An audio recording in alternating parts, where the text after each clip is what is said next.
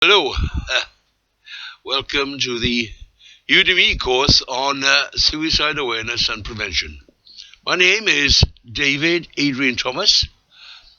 I have the autism spectrum disorder known as Asperger's syndrome, and with it a family and personal history of suicide ideation and attempts. Unless you are rich or royal, you have little opportunity of psychiatric help to control this idiosyncrasy. So we have to rely on a lot of networking and helping and self-helping each other to control it. I'm still alive and kicking at 70, so I've had my fair share of coaching and counselling. Others like me who have at some time felt like killing themselves since I had a successful psychiatric diagnosis and treatment some 20 years ago in 1994 at the expense of my employer at that time, who was a county council. Youngsters with this condition are 25 to 30 times as likely to contemplate or attempt killing themselves as youngsters without this condition.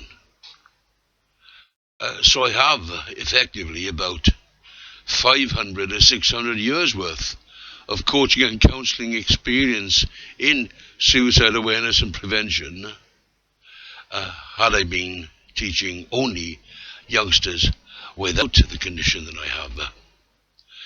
Anyway, but my teaching has always been one-to-one so far, and now I'm ready to make it one-to-the-many using Udemy.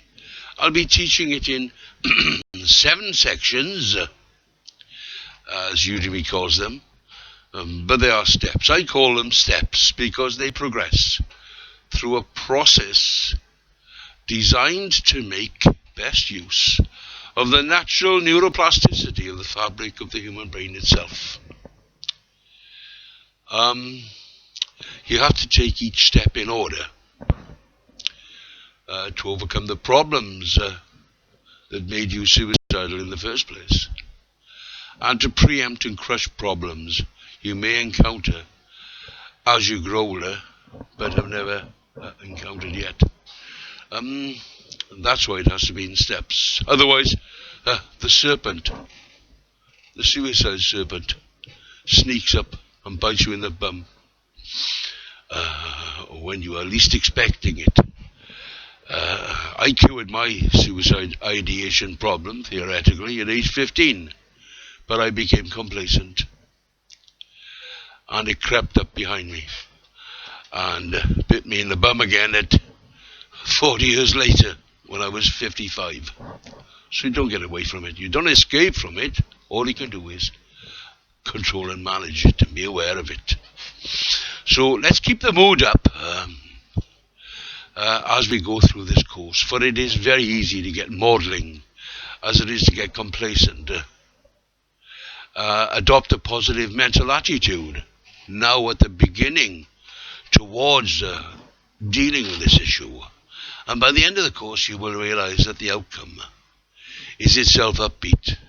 So setting out with a positive mental attitude is ancient and justified.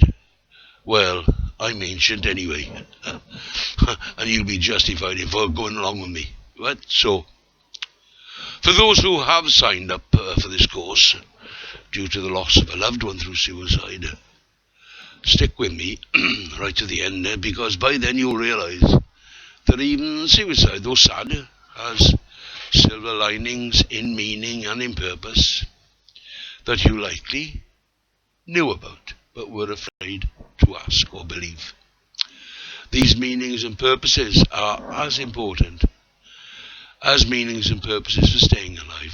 You'll find my open-mindedness towards all this a bit strange at first, but as we plod through the course, you'll come to see that I am right.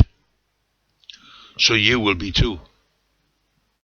We must keep our heads screwed on the right way around, so looking backwards never prevents us from looking forwards to when we see them all again. Okay, enough already. I'll see you in the first teaching lecture in which I will show you how to annihilate churning thoughts of suicide by neuroplasticity, enough to keep you from killing yourself, long enough to start repairing the problems that got you suicidal in the first place. See you then. Bye-bye now.